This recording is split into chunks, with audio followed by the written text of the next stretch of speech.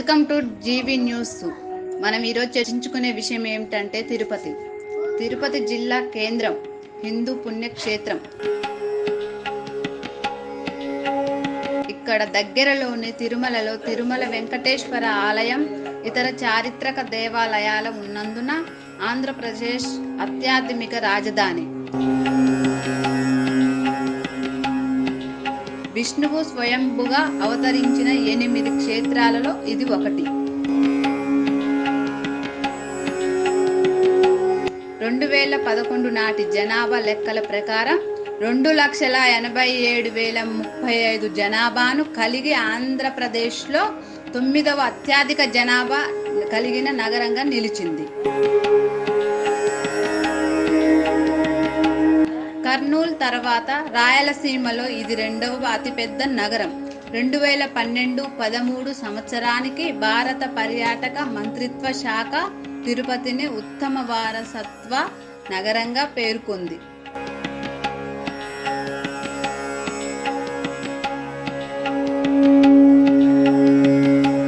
రామానుజాచార్యులు కొండ కింద గోవిందరాజస్వామి ఆలయాన్ని ఏర్పాటు చేయడంతో తిరుపతి చరిత్రకు బీజం పడింది.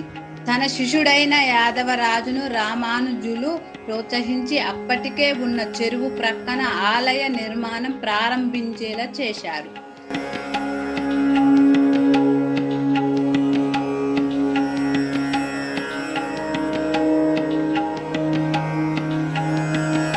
యాదవరాజు దేవాలయాన్ని నిర్మించడం పూర్తయ్యాక క్రమంగా చుట్టూ ఆగ్రహాన్ని నిర్మించి దానికి తన గురువు పేరిట రామానుజపురం అని నామకరణం చేశారు.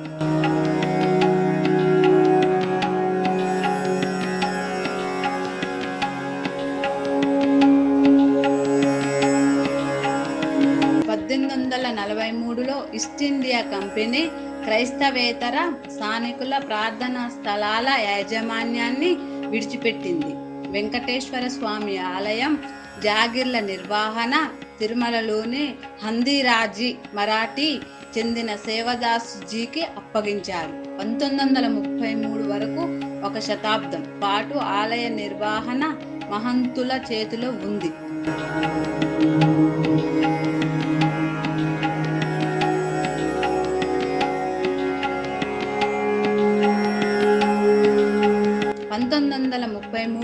మద్రాసు శాసనసభ ఆలయ నిర్వహణ, నియంత్రణ బాధ్యతలను తిరుమల తిరుపతి దేవస్థానములు టిటిడి అనే సంస్థకి అప్పగిస్తూ ఒక ప్రత్యేక చట్టాన్ని ప్రవేశపెట్టింది.